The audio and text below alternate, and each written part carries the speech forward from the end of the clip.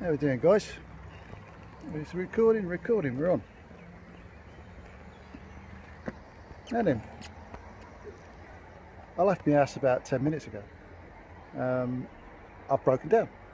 I'll show you what's wrong. I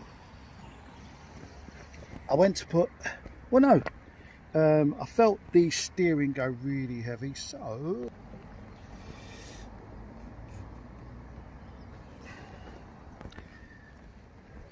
found out why. I pulled up at a air station anyway. I'll show you the air. For those of you, that's how much air costs in country. It's £1. It's £1 for air. £1 for air.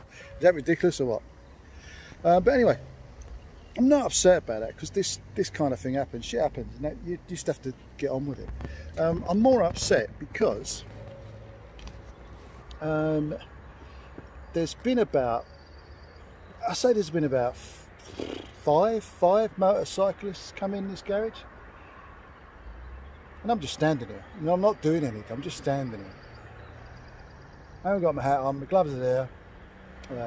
You know, here's what it is. But 5 motorcyclists have come into this garage. It's a fair size garage. You know. Let's have a look. Yeah, fair size. And not one of them, not one, has come over and said, "Are you all right, mate?" Not one. And I think it's kind of disappointing. You know, it's disappointing because we're all meant to be sticking together and all that, you know, bikers and stuff. But yeah, you wave to each other on the road and all that. But I think sometimes, is that all you're going to do? Is that all you can do as far as biking goes? Is that all you can do? Can you just wave to someone? Because if you're not going to stop and help someone or ask if they need help, don't bother waving. Just be an ignorant arse. Because that's what you really are if you don't stop and ask if someone's all right. Because like I said, I'm at the air station, yeah, but I'm just standing here. I'm not pumping air into the tyre. I'm just standing here. If you see someone just standing by the air station, not doing anything, you could presume 2 things. It's either they've stopped for a break, you know, a cigarette, but I don't smoke, or they're going to put air in their tyre. But you would at least go over and say, "Everything all right, mate? Okay." But no, and I've been here about an hour now. I'll leave it there, and I'll catch you guys again.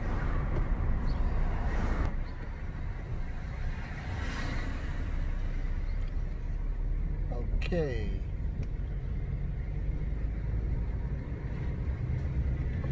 What a beautiful, beautiful, beautiful day.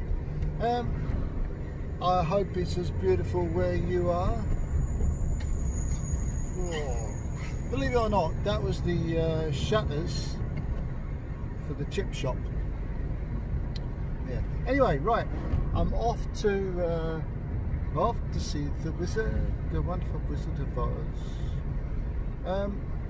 I'm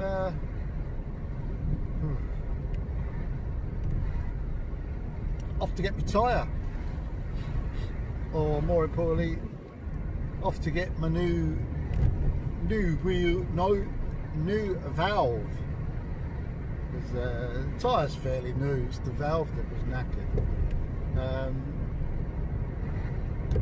Hopefully I can string all this video together so you can get it all in sequence. But anyway,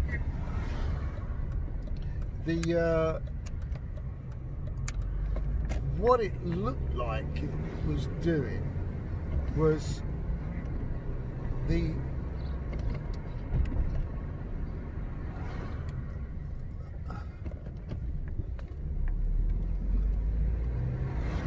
I'd stop in the road for a wood pigeon.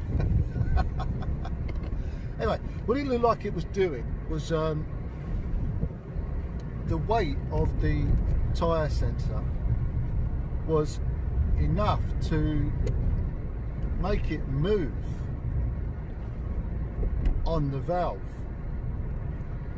and it swayed and swayed and swayed until it could sway no more. So eventually it gave up, and the tyre valve just, because they're only rubber, aren't they? They're only rubber. It just split, and that's what happened. And you can see on the wheel where this thing's been going backwards and forwards and backwards and forwards on the wheel. There's the other scuff marks and stuff like that. So yeah, I found that pretty. I mean, as much as I would like tyre sensors on the tyre pressure sensors on the wheels, I'm not going to take a chance with that anymore. So when the guy said, I said to him, do you reckon the tyre sensor's done it? He went, well, I don't know. He said, well, put it back on for you. I went, no, just fuck it off. Just get rid of the fucking thing. I said, I don't want it.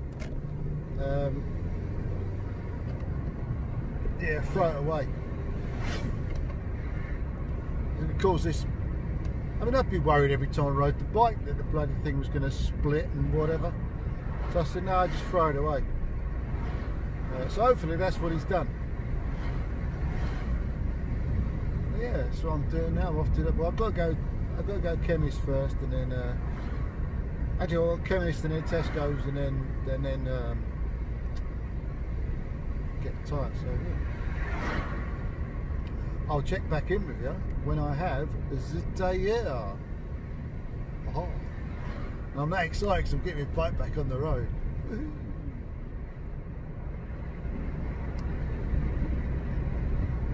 I am one happy fella. I've just picked the tyre up and I replaced the valve, balanced it, obviously put some air in it. Guess how much they charged me? Nothing. Zero. Nada. Which I thought was pretty bloody good actually. I weren't expecting that. The bloke said it was going to be about £10. Perfectly willing to pay that because there's time and labour involved, plus a new part which is going to be a couple of quid. So yeah, £10, I'd have swallowed that. But nothing, I think that's pretty fucking good. Anyway, so I'm on my own now. I've got to admit, I'm not in the best kind of health at the minute to put my wheel back on because I'm in a lot of pain, but doesn't matter, got my wheel back. That means my bike can be on the road tomorrow. Actually be on the road today if I really push it.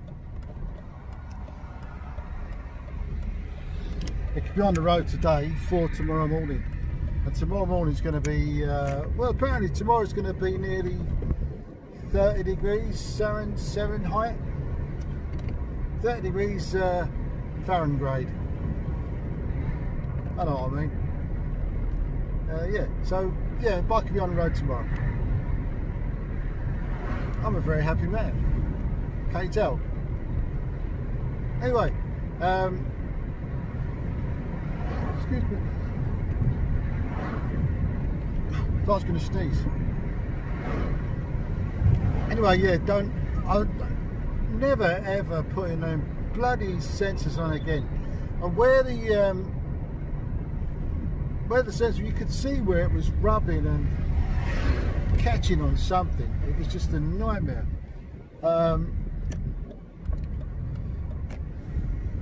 So yeah, not putting them back on again. I've got one on the back, like I said, I'm going to take that off and dump that bastard into.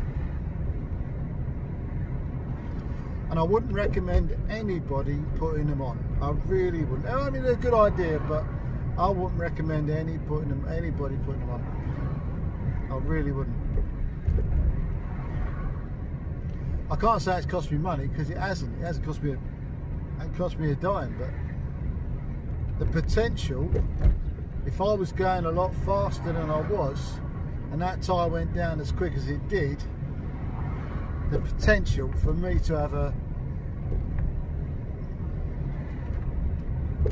very bad accident was there. So yeah, so there you go guys, don't muck about with these tyre sensors, don't put them on, it ain't worth it.